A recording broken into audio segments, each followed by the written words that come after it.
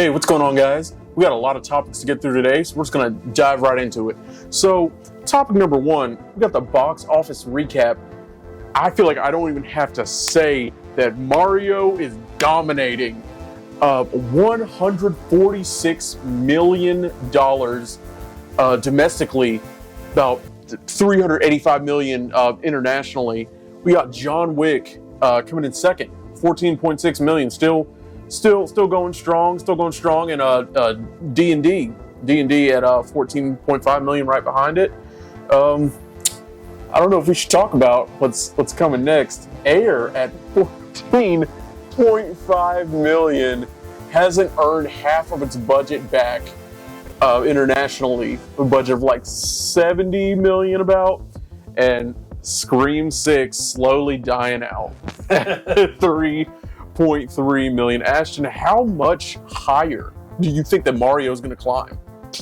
It's definitely going to. I think it could make $1 billion. No, it's yeah. So Avatar made $1 billion, and its opening weekend wasn't much higher. If I don't remember correctly, I think it was like $200 million. Yeah, but I think it could make. I think it's going to have a lot of staying power in the box office. Because I think it will have great legs because of how many people draw it. And I think word of mouth is also getting to people. Oh, definitely. Because everyone that I have asked that's seen it like we did has just raved about it. It's not a perfect movie by any means, but it is fun. It's enjoyable. It has you laugh a couple times, and you can bring the whole family. And I feel like it's almost reminiscent of old school Pixar movies, where it's got great animation. It's got jokes that go over kids' heads. And that's still a kids' movie. And that's it's got jokes that get over the kid's head and made us laugh. That's interesting because like the producers and director said that like it's a kids' movie. It's not meant for like the older folks that want the nostalgia. But it's definitely got some references in there and some jokes that only hit adults. I think we saw that diversity when we saw it. When we had the kids would laugh at all like the little like silly like potty humor style jokes, and then we would laugh at all of like either the old references that they didn't get or just the jokes that are a little bit more advanced for them. But I think it's going to do great. They are only making $14.5 million is a little disappointing. I feel like, especially with like the all-star cast. So it was like Matt Damon, Ben Affleck, Viola Davis. I think Air is going to see its life. I think it's going to see new life on like streaming. Yeah. And maybe like the word, because I've heard nothing but great things about it. But I think it's definitely going to get a boost of recognition when it comes to streaming, and it might even win like some awards in like the Academy Awards, which could also boost it.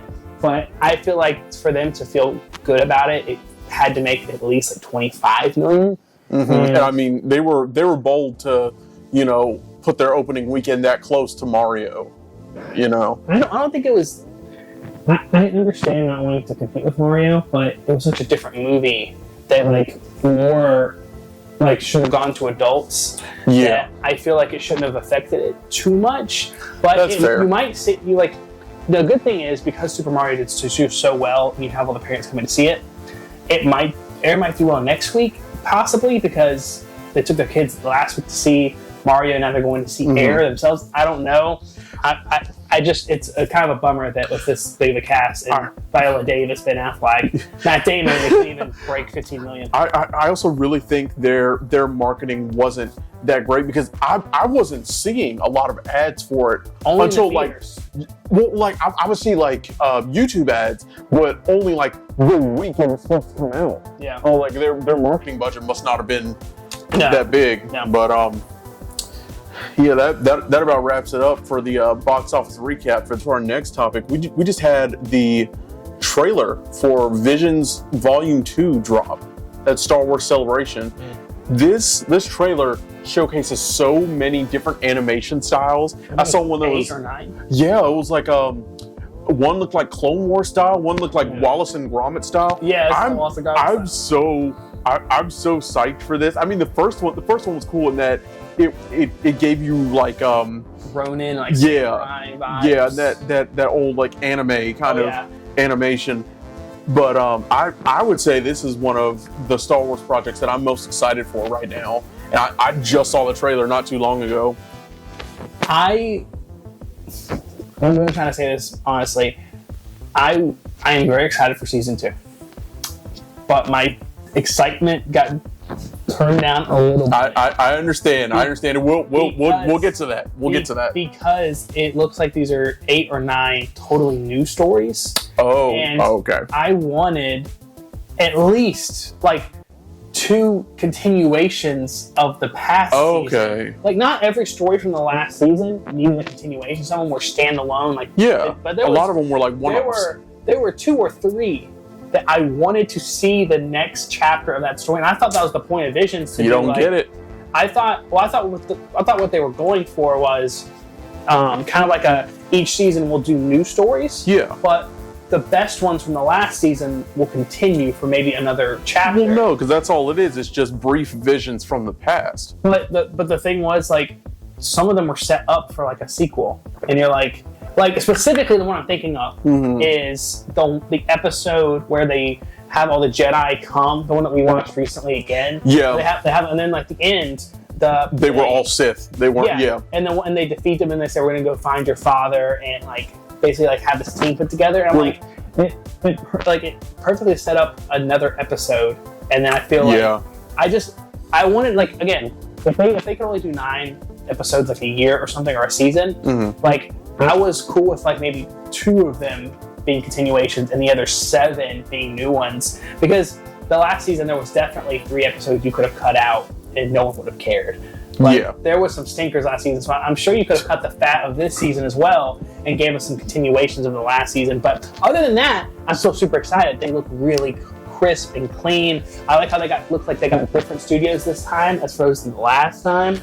And it was like a real shocker, because this is coming out like May 23rd, I believe. Yeah, like it's coming soon. And I'm sure like the studios, because they're getting 9 different studios, it's not a total like it won't probably take up a lot of the studio's time, because they only have to do one like 20-minute to 30-minute episode. But it's just so cool that, like, why can't we get movies like this? Like, it's like Disney is just okay with doing little episodes. It feels like they're experimenting with what works in these small segments. But like, apply it to something bigger. Yeah, and I feel like if it sticks and people seem to stick around for like Visions Volume 2 or Tales of the Jedi Season 2, which I'm really excited for. Give us a movie animated like that. Yeah, exactly. Make it like a Disney Plus movie. I don't care. I feel like they might be getting to it, because, like, you know how the Clone Wars, there was that Clone Wars movie for them to like kind of test the waters and see how a show would do, and that gave us 7 seasons of the show. So I think these studios, given the chance to do an actual like feature film, could really work like Studio Ghibli style, like release it as a limited run or something. You just keep pumping out movies like Clone Wars, Bad Batch style animation. I'll be there. Oh yeah, until I'm on my deathbed. Each one is in a different timeline. Yeah, and like it doesn't connect to anything else. Like standalone movies, that would be super. Like, to literally go Studio Ghibli route and do like a couple, like maybe like 1 or 2 movies a year, do them animated like Visions, and make a different studio in charge, or do the same studio but have them be different standalone stories, like completely like stand alone by themselves. I think that could be an incredible opportunity for Star Wars. But that's just me. Let us know in the comments, guys. Like, are you excited for Visions Season 2? Are you a little disappointed like me that we didn't get any continuation from the last season? Or you say, screw it, I don't care, it's Visions. All right, moving on from Star Wars into more Marvel DC area. James Gunn is in talks to helm a Marvel DC crossover. He said that it's already heavily been talked about, and it's more than likely going to happen. Now, if it was ever going to happen, like in our lifetime, I think it would happen while James Gunn is the head of DC, because he has direct ties to Marvel and could talk to the right people about getting it to happen. Well, here's the question. Is it a good idea? No, it's not. Let me tell you why. Because DC is not where it needs to be right now to match up their characters in their universe, like character development wise, with where Marvel is at. Now they might have a slight handicap in the fact that Marvel is in a sense like soft rebooting because they have to bring in these newer generation characters to replace like the phase 1 characters. But even with that, I don't think DC has a leg to stand on. Yeah, what do they offer Marvel here? Exactly. Like this is the same thing when Sony wanted to make their Spider-Man was failing, and so Marvel came over and said, "Hey, we can bring Spider-Man into the MCU, and we can have control over the movie where we make it good." And Sony's like, "Well, okay, it's a win-win because we get basically the infrastructure to put our Spider-Man in a great already set universe." And you get Spider-Man, so it was a win-win. But DC has nothing to offer Marvel. Like what do they offer Marvel? Like, hey, we got Robert Pattinson, maybe, and we have Joaquin Phoenix, maybe. Do you like Shazam? Oh my gosh! Hey, you like Ezra Miller? We like them too. They're not here, but we like them. But they might have the comic book storylines to go off of, but that's about all they have.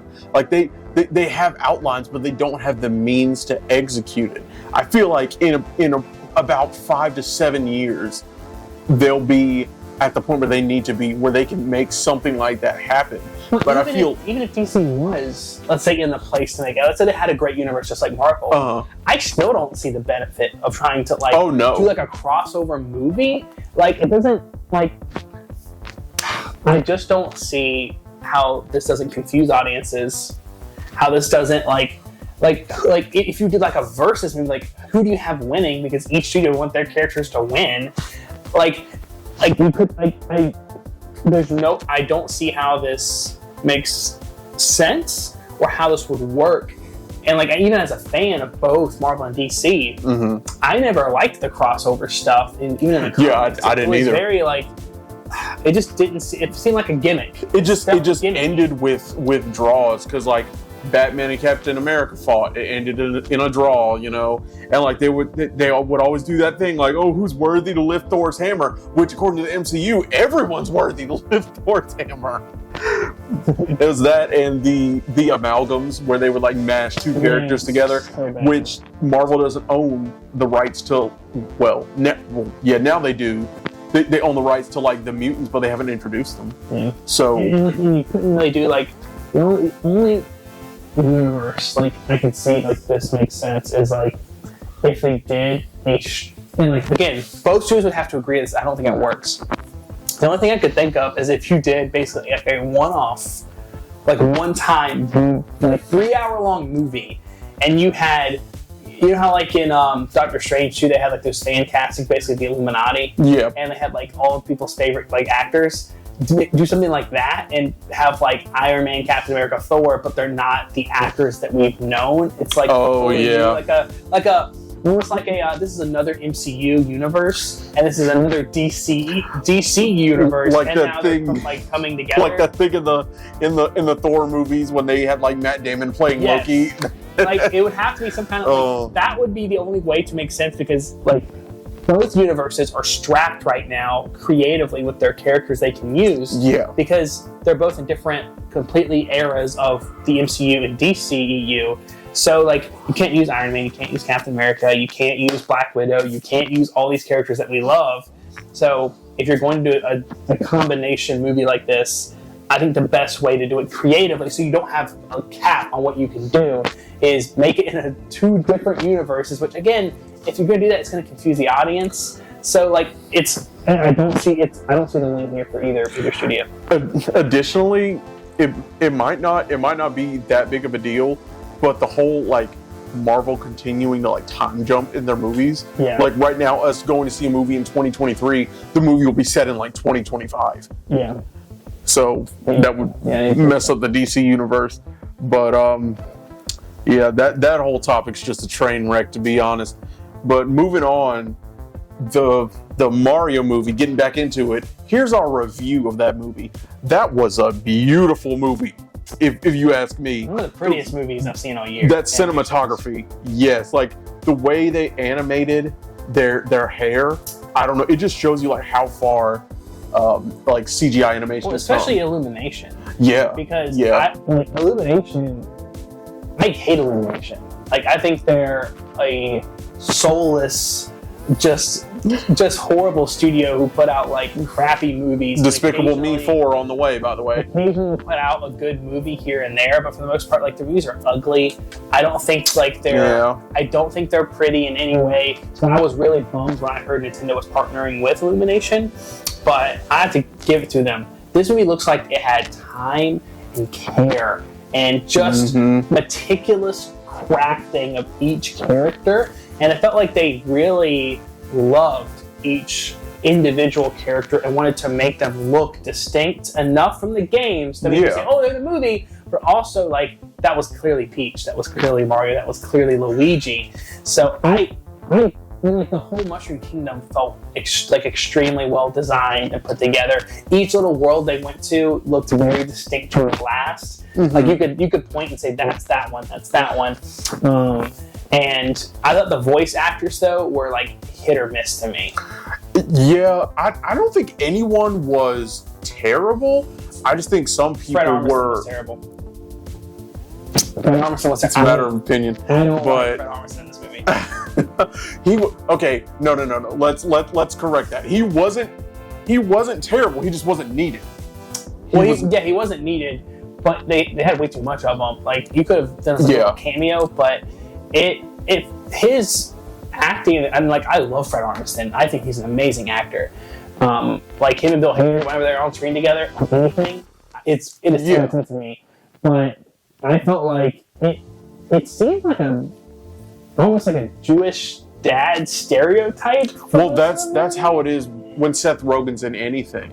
He has to have that like overly Jewish parent. Like, I can't remember what the movie was, but like Barbra Streisand was his mom, and it's overdone. I thought Fred Armisen just like, it felt like everyone else was doing like a subtle impression of the original characters. Like Chris Pratt was doing like a slight Italian accent, like a hint of it. And Luigi was like Charlie Day was like a slight Luigi. Even I thought he should have gone further with his Luigi voice. I thought Chris Pratt was one of the better voice actors in the movie compared to like Charlie Day, who felt like just read his lines off of paper and didn't try to put anything. I highly doubt he was even in the studio with them. Like, I still liked Luigi in the movie. I think he was a little underused, but I thought like Charlie Day as Luigi, I just wanted him to put more acting into the voice, like to make it more distinct from just his normal speaking voice. But the problem I had with Fred Armisen is I felt like he was overacting compared to the other actors in the movie. Yeah, like Peach and Luigi, I both say underdid their acting where it felt too normal. Chris Pratt and Bowser, and Jack Black was the best by far, but Jack Black and Chris Pratt I feel like had that great like rode the line between overacting and underacting their voice. Like, they felt like they had crafted their voices specifically for these characters. Yeah. And then you had the opposite end where I feel like also like Seth Rogen like was almost perfect, but then he would throw in his laugh. And I was like, okay, that took me out of it because it's just his laugh. Well, I mean, you can't hate him. I know. I it's mean, the Seth Rogen laugh.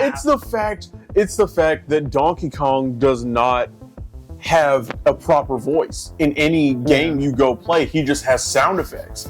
So for Seth Rogen to try to base, his performance off of anything, it would have been like next to impossible. So he really set the standard. Just the laugh. The laugh was the only part that took me out of it. Yeah, it's a universal thing for him. No matter what he's in, that's just how it is. I thought he was really good. If Fred Armisen was the only one that stood out, I was like, They could have taken him out and put Diddy Kong in, because Diddy Kong had like literally one moment where that means you, Diddy Kong. The audience was going crazy, and then everyone just hushed, and Diddy Kong was still going, and Fred Armisen just goes, "That means you, Diddy Kong," and then just pan over to him. He looks amazing. Yes. I really think you could have just put Donkey Kong on the throne of the Kong Kingdom, because like they were like the warriors, and they were going to enlist the Kong warriors, and I was like, why not put one of the most recognizable Mario characters on the throne of that kingdom? Because you have Peach, for the Mushroom Kingdom. You have Bowser for the Koopa Kingdom, and then You could have I don't know, like freaking Cranky Kong, whatever his name was. Cranky Kong. You could have had Donkey Kong as like the king, and made Mario fight Diddy Kong. Oh, that would have been cool. Or just him fight himself. And have Cranky Kong like in the background, like maybe like annoying Donkey Kong. Because that was so I don't know, Mario fighting Donkey Kong, like nostalgia, Donkey Kong was throwing barrels and stuff, but at the end of the day, he was a gorilla.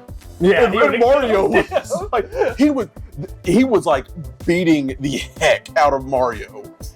And I just think, like you said, him fighting Diddy Kong would have been a much better scenario. You also say Donkey Kong is more of he's like, or they could say like, he's too experienced for you. Like, we're gonna get you Diddy Kong. That's funnier. Like him be the kind of ruler, like, I'll fight when I have to fight. Yeah. But the fact that I felt like every character had their moment to shine. Mm-hmm. Every character felt very well crafted, and I knew their distinct motivations, with the exception of maybe Luigi. And just like the overall feel of the movie, the fact that it was so fun and whimsical, and they packed a whole lot into 90 minutes. Maybe a little too much, but I think I would give it like a solid 8.5, 8.7. That's about where just because, and you could pick anyone to this movie, old or young, and they're going to have a fun time at some point in the movie. Not a perfect movie. Definitely, I would hope they improve upon the weaknesses for the next one, like a stronger story, more solid motivations for certain characters, and I don't care about Mario having daddy issues.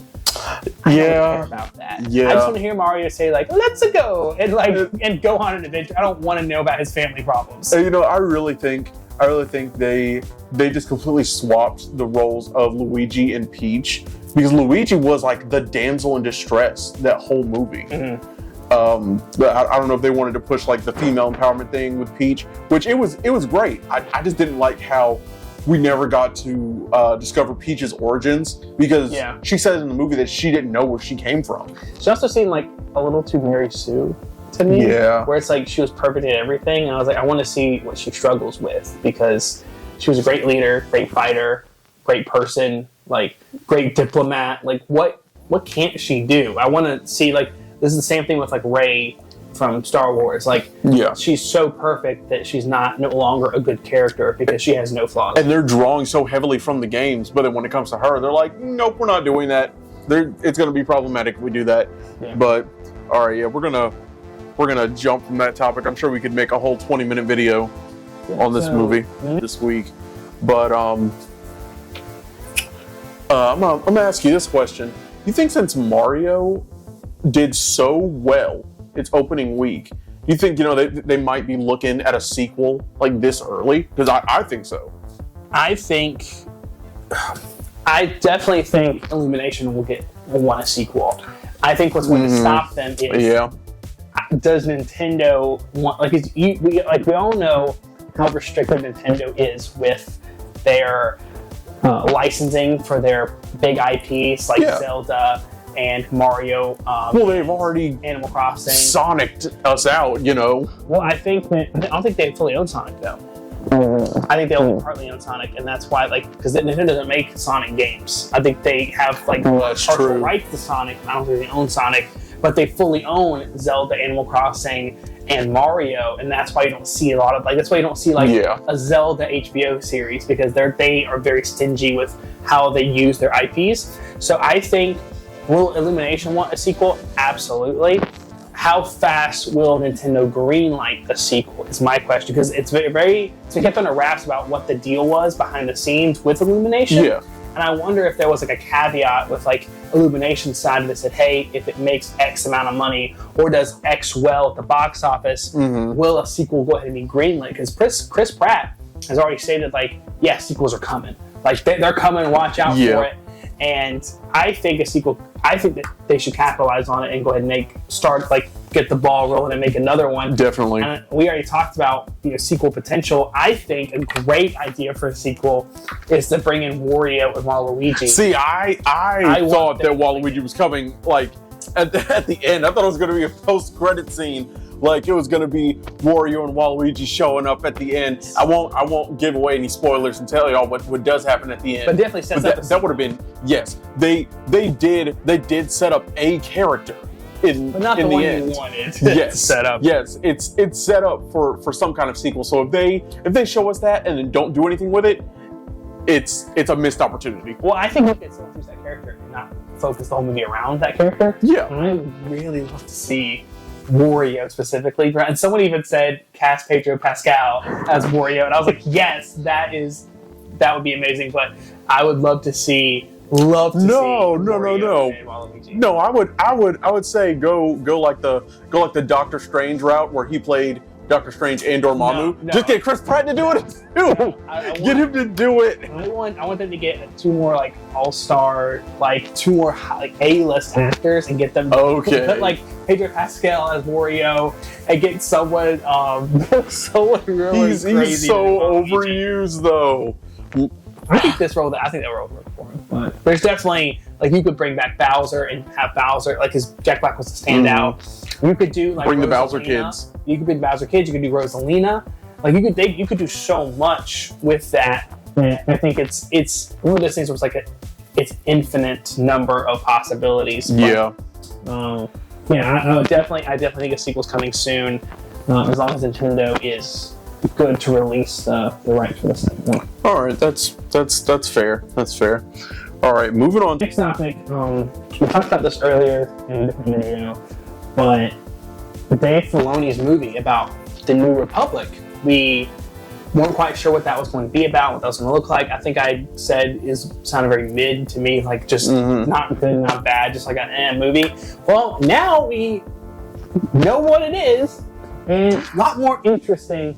So on stage was revealed that the filmmaker, Dave Filoni, will be directing a movie that ties together Ahsoka, The Mandalorian, The Book of Boba Fett, Yuck, and theoretically the Skeleton Crew into a big crossover event. And Jon Favreau is producing. According to StarWars.com, the project will focus on the New Republic and escalating war between the core remnants in the New Republic. Filoni's movie will also close out the interconnected stories across the Mandoverse shows. So, and there's also a theory that this could be the official end to the Mandalorian story. So that makes it 10 times more interesting. Not as interesting as the Dawn of the Jedi movie, which I still think is my number one right now.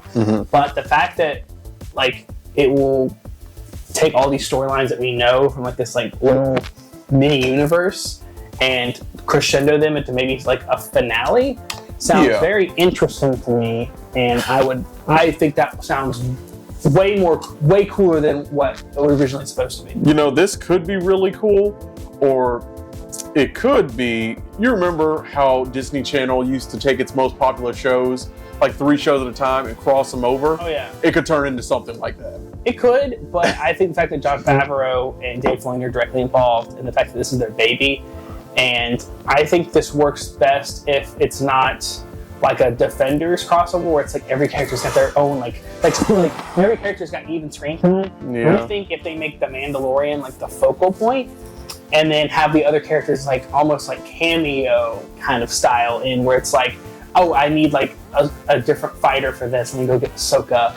Or oh, I need like a bounty hunter to hire. Let me go hire Boba Fett. Like I think that makes the most sense to make Mandalorian the star of this movie. I mean, they could do that, or like they could do something where it's almost like no one is the main character, and they keep their storylines keep crossing over, and then the focus will shift onto whoever just came into the scene. Yeah, you know, because like it seems like Pedro Pascal has been carrying Star Wars, HBO Max, just Disney itself on his back.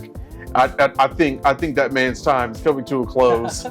So I feel like if you're gonna put him in another project, just make it like almost like a passing of the torch. Well, yeah, I think that makes sense for it to be the last like Mandalorian content. And I don't think you have to kill him either. I think, but like maybe like ending his story in a way where it feels like very well earned. I think could be really beautiful.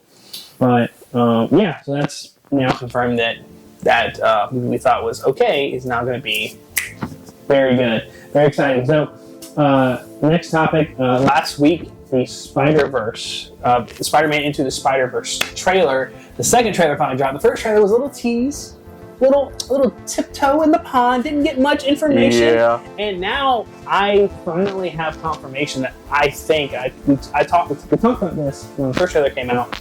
I think Oscar Isaac's Spider-Man 2099 is the villain. He's the pseudo villain of the movie. But I think it's going to be a situation where they have an argument and he's the villain, and then maybe by the end of the movie, like, they reconcile.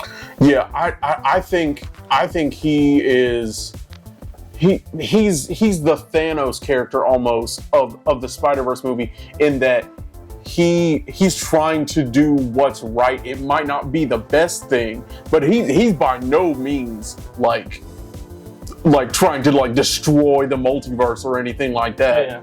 Yeah.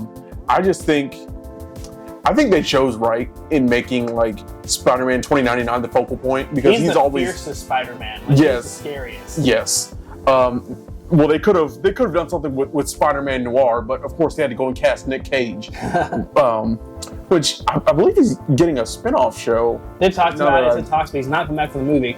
Yeah. Also, a lot of the original Spider-Man we saw in the first movie aren't coming back. Yeah, because they're replacing him with a lot like what's her name?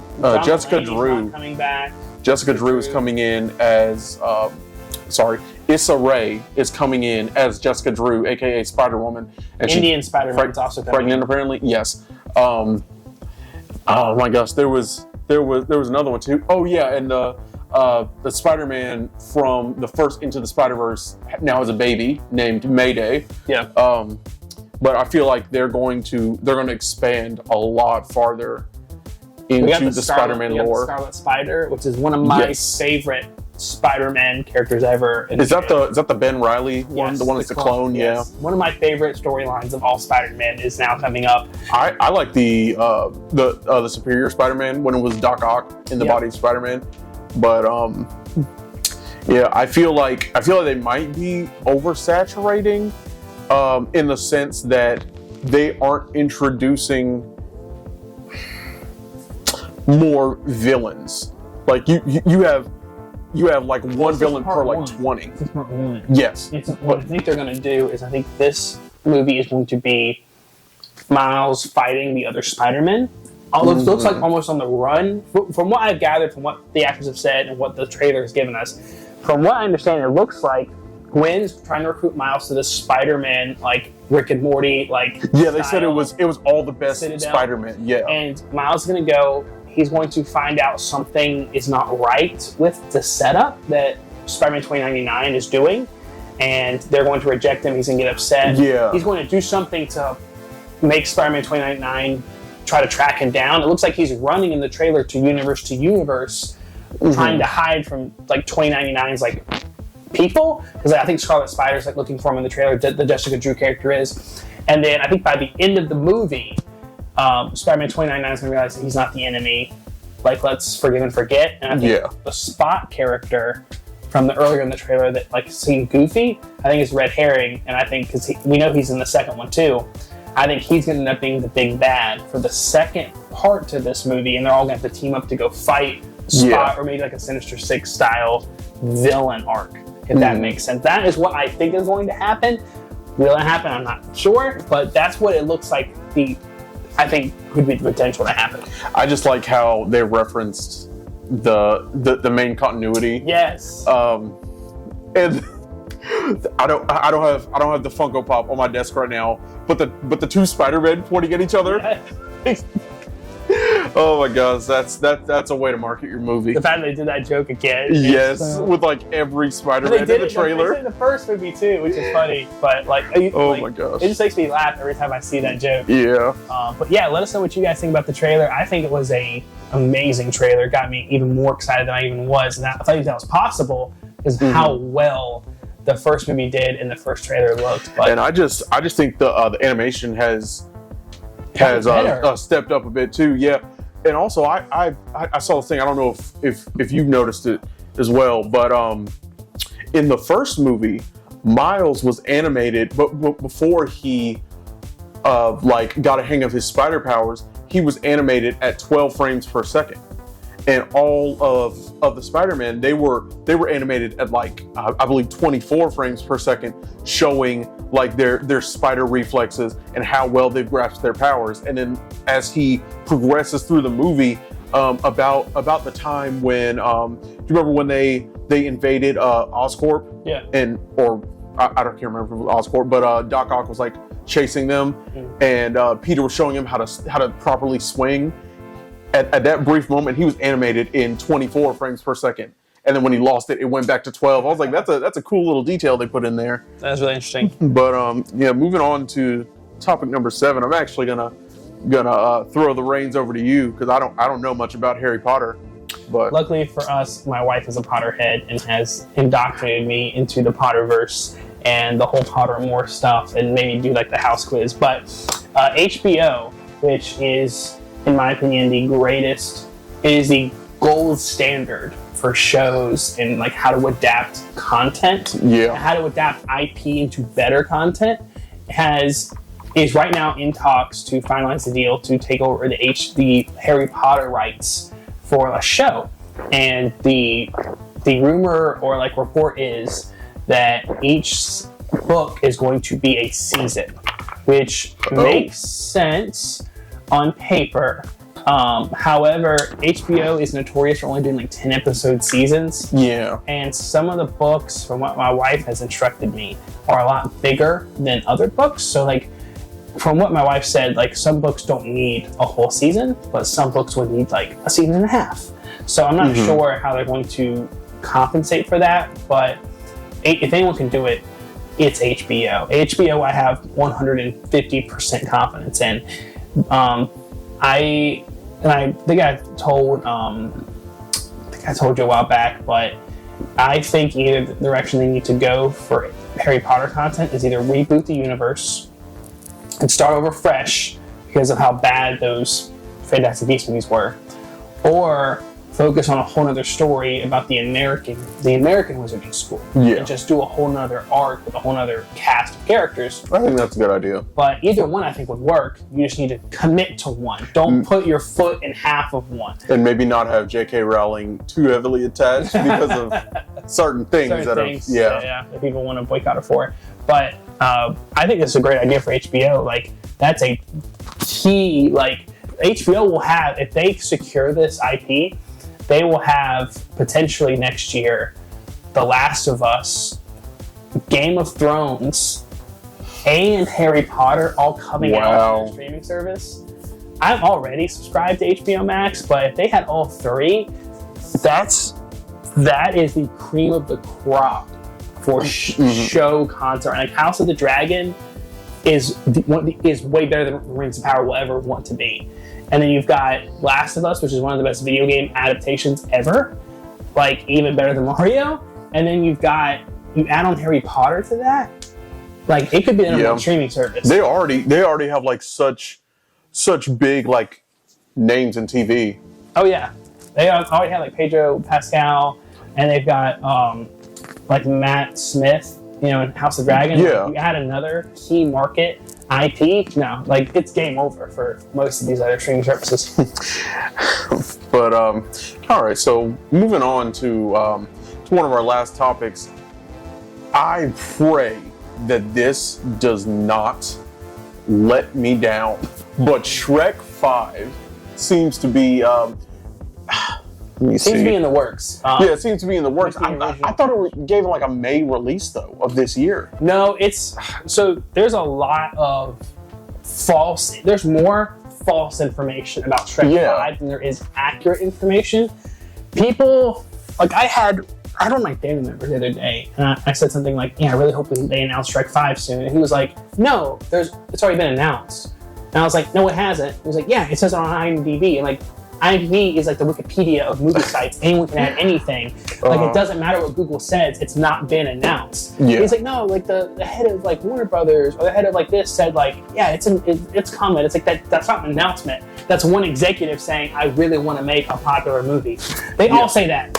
But what we actually know about Shrek 5 is the entire cast, pretty much from the core cast of Eddie Murphy, Cameron Diaz, and Mike Myers, have all basically said, we want to do another one. I believe Antonio Banderas is on board as well. Yes, it's the same.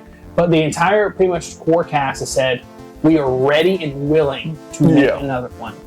The studio has said, we are ready and willing to make another one. And it's been hinted at from the last Puss in Boots movie, spoilers, that there's another Shrek movie coming down the line. But officially, nothing has been set in stone. There's no release date, no production date that we know of. Now, you would probably ask, why would that be? If the actors say, we want to do it, the studio says, we want to do it, and from all intents and purposes, it's still making money. So what would be the thing holding people back? People have to remember, these actors are way more popular and more expensive than they were the first go-around. So I think the only thing holding back a Shrek 5 right now is most likely either the script has not been finalized, because you still have to have a good script, because the third one was not great. The fourth one people don't like, but I enjoyed. The fourth one was an ending to the story. Yes. That's the thing. It's hard to open that back up. And you also have to figure do you want to go in the original direction of the same animation style, or go more for Puss in Boots style, which was way more popular too. Yeah. But I think what's holding back is it either got to be the script is not finished yet, or the more likely scenario, you have to get, people forget this is a thing in Hollywood, you have to get and schedule Antonio Banderas, Mike Myers, Cameron Diaz, and Eddie Murphy, all top tier A-list actors, to all commit and be ready to voice all these characters. Now, animation films are easier live action because they don't have to be in the same recording booth. But they still have to take the time, the months to put into these characters and voicing these characters. So to say that is any little feat is wrong. So I think it could either be that or the script, maybe a combination of both. But it's definitely going to come out at some point, the Shrek 5. And I think as soon as we do hear an announcement, it's not going to be an announcement where they say, let's say they announce it tomorrow and they say Shrek 5's coming out. I don't think they're going to announce it for 2 years from now. I think if they announce it, they'll say 2024. Yeah. I think when they do announce a Shrek 5, it won't be long after where they have a set date, because the only thing that will take time is the animation. So we'll see. What do you think they can go with a Shrek 5? I don't know, because like I said, the last movie, it was such their story arcs, it was such a beautiful close to the story. There's nothing else you could do unless it was some fairy tale thing that just reverses everything that happened in that movie. Plus, I don't really want to see Shrek's kids grown up. It's not really a movie I'm interested in. I would be, I don't know. I would maybe like it if Puss in Boots had to come recruit Shrek for some kind of mission or something, and he had to take a quest, the first movie, to get the kids out of it. Because I think the kids are holding back whatever story they could create, because it's potty humor that it's you're gonna have potty humor with Shrek, but the kids make it more annoying. And so I wonder how they would write around the kids and how old they would make them for the next Well, I say we already closed the story on Fiona's parents. Let's bring Shrek's parents back into the mix. That could be interesting. That would be funny to bring the in-laws in, have a meet the parents, but for Shrek. Especially with all the trauma Shrek said he went through. My dad tried to eat me.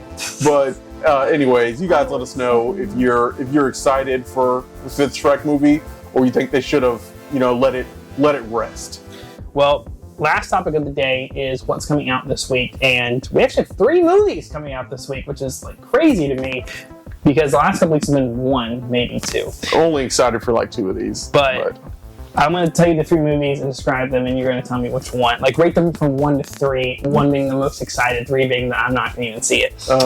So we've got Pope's Exorcist, which is the new Russell Crowe horror movie, which actually does not look bad. Evil Dead looks way better. Oh yeah, definitely. Better. But it looks to me from the trailers watchable. Then you've got The one I know we're not going to probably go see is Mafia Mama, which is the actress from Hereditary, I believe. And she is... Oh, the mom? Yeah, the mom. Oh. And she is taken away for her family member's death in Italy and found out that she is now the new mafia head. No. And it looks like a romantic comedy, like raunchy comedy kind of thing. 2.5 million domestically. I'm calling it. I don't think it's going to crack 5 million. And then the movie that I am most excited for is Nicolas Cage and Nicholas Hoult as Dracula. I'm excited for Nicholas Hoult. Did you see the menu? Yeah, that he was in the menu. Yeah. Yes. Oh my gosh. I've loved him since X-Men First Class. Same. Everything He took like a hiatus almost. Oh yeah. Well, I think also he had that really bad movie that he was in. Was it Jack and the Beanstalk or something like that? It was a very bad movie that he was starring in, and I think he took a break for a while. But he's been killing it lately. He had the menu, now he's got this. But I'm let me see, Renfield, Pope's Exorcist, Mafia Mama. It's not even on the list. No, it's in the trash. Yeah, I am not. I don't think we're probably Mafia Mama would have to get 100% on Rotten Tomatoes for me even to consider going to see it. Now that the Pope's Exorcist and Renfield are kind of here.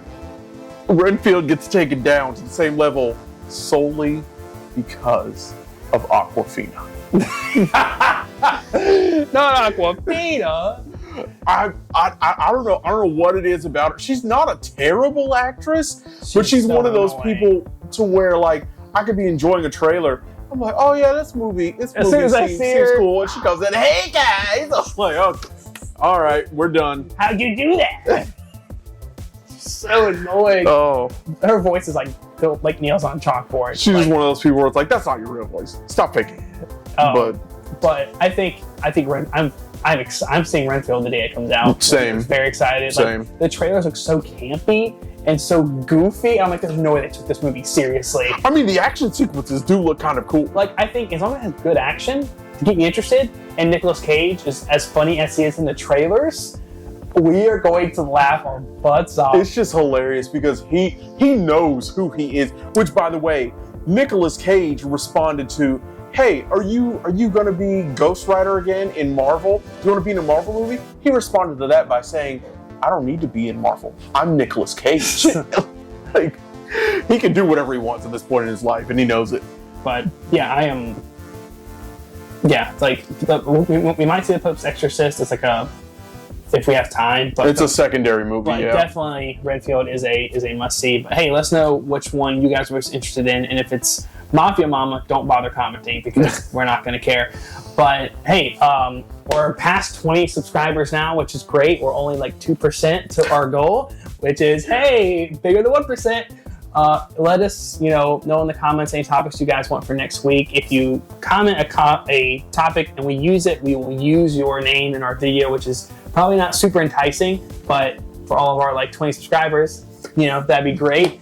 Try and get Brett that Muscle Man Funko Pop. And we will leave our socials in the bio. Yeah, go follow us on Instagram, TikTok. Yep. And we got some merch. Yeah, we do have merch, but we'll see you guys next week. Peace.